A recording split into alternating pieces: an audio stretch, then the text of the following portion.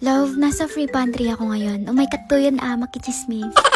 Ang daming ang free pantry ngayon, no? Iba-iba. May oranges, may gulay, may vegetables din. Tapos ang daming frozen goods ngayon, no? Napakadami talaga. And then meron pa dito sa kabila. Look.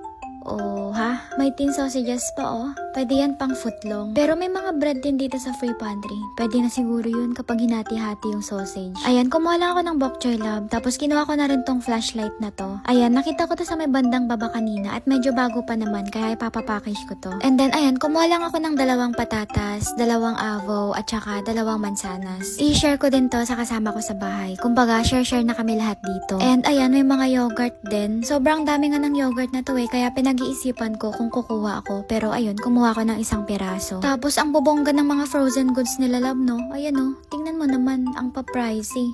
Tig $6.39. Tapos beef burgers pa pala to.